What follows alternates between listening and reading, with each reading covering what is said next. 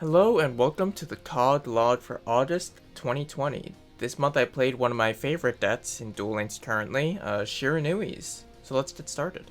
This is the deck list. I used a level duplication version of Shiranui. I had a ton of fun with this build, and I'll get into the details as we go on. But for level duplication, the reason I ran level duplication over level augmentation, which in most circumstances, when you normal summon a Squire, you'll special summon a Spectral Sword.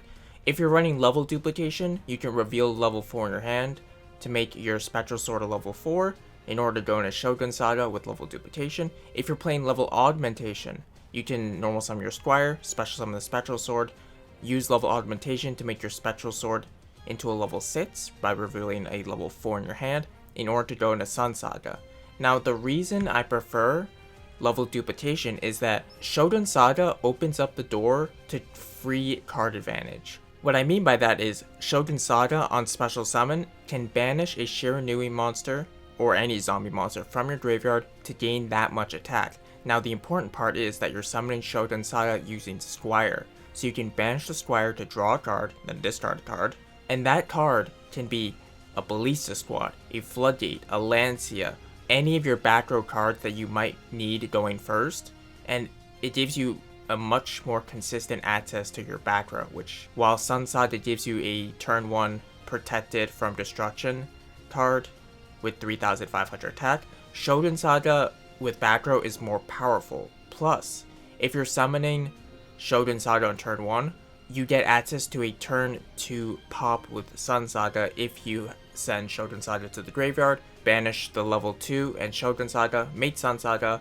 return Shogun Saga back to the extra deck, pop a card on the field for free. So you get much more value out of your Sun Saga than if you use level augmentation.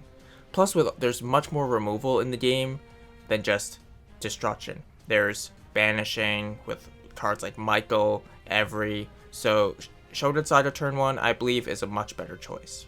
These are the 3 main deck Shiranui monsters that I run. All the level 4 Shiranui monsters have 2 effects. Squire on its normal summon can summon one of the Shiranui tuners from your hand or deck. Also, when Squire is banished, you can draw a card and then discard a card, which helps you cycle through your deck. Shiranui Solitaire can tribute any zombie monster face up, face down, even itself, to special summon a zombie tuner with 0 defense from the deck, which will be your Shiranui Spectral Sword. Also, when Solitaire is banished, you can special summon any banished Shiranui monster to your side of the field. Shiranui Spectral Sword is such a fantastic tuner. When it's in the graveyard, you can banish any zombie monster plus itself to special summon any zombie synchro monster from your extra deck whose level equals the total levels Spectral Sword plus that monster had. It's a hard once per turn, but it opens up the doors to not only Shiranui extra deck monsters, but also any zombie synchro monster. Speaking of the Shiranui extra deck monsters, we have our level 6, our level 8, and our level 10. Samurai Saga is usually a vanilla monster. Its effect rarely goes off, but you use it to climb into the 8 and the 10. Its most important effect is that when it's banished, you can target one monster your opponent controls and it loses 500 attack, which can help you OTK more easily with Shogun Saga. Shogun Saga,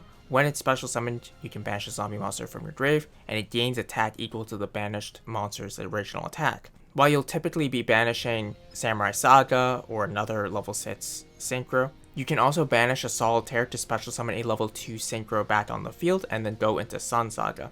Shiranui Samurai Saga is an incredibly powerful boss monster. If it's special summoned, you can return any number of your zombie synchro monsters, whether they're banished or in your graveyard, back to the extra deck, and then destroy cards your opponent controls equal to the number of cards returned. Remember, it has to be equal, so if you return 3 and your opponent only has 2 cards, you don't get to pop any, so you have to be careful about how many cards you're returning.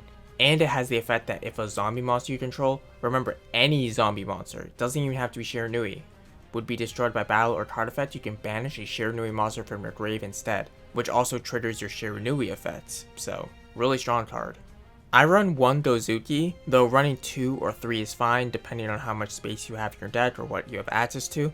If you want a free-to-play replacement, Samurai Skull is a rare in a bots versus an ultra rare in a main bots, so you do have your options. Gozuki, once per turn, can send a zombie monster from your deck to the graveyard. Also, when Gozuki is sent to the graveyard, you can banish a zombie monster from your grave, typically a Shiranui, to trigger its effect, to special summon a zombie monster from your hand. Samurai Skull does a similar thing. On its normal summon, you can send a zombie monster from death to the graveyard, but Gozuki gets a ton of value if it can stick on the field for multiple turns, whereas Samurai Skull does not.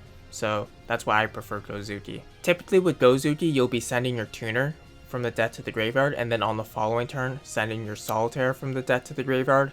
This way you can easily get access to a Shogun Saga by sending them both to the banner zone, special summoning the level 6 synchro, and then with solitaire you can special summon the tuner back on the field and then go instantly into your Shogun Saga, banishing the level 6 synchro, and then it has 5500 attack, and you can just lethal through most boards.